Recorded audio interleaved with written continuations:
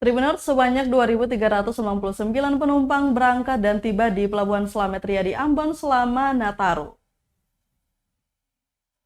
Kantor Kesyah Bandaran dan Otoritas Pelabuhan Kelas 1 Ambon mencatat sebanyak 2.399 penumpang yang naik maupun turun selama arus mudik Natal 2022 dan Tahun Baru 2023 atau Nataru di Pelabuhan Slamet Riyadi.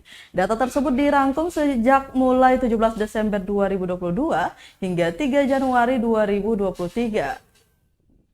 Dirincikan penumpang naik dari Pelabuhan Slamet Riyadi Ambon sebanyak 1.451 dan turun dari berbagai pelabuhan keberangkatan sebesar 948 orang. Dengan begitu, secara keseluruhan data ini mengalami kenaikan 27%. Lanjut dikatakan Tribuners, Sugiman, Kepala Seksi Angkutan Laut KSOP Kelas 1 Ambon, data ini akan terus naik karena pos terpadu angkutan Nataru baru selesai di tanggal 8 Januari 2023.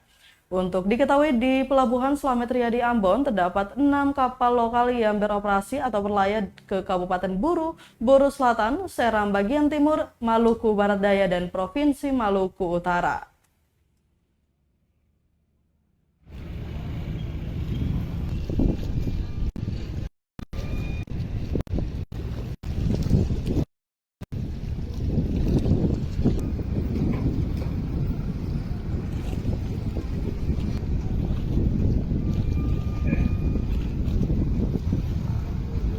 Untuk pelayaran lokal yang di Slamet Riyadi tercatat sampai saat ini ada sebanyak 15 kol kapal.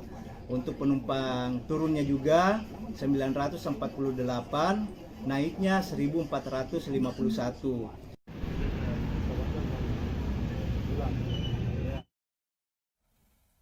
Terima kasih sudah nonton.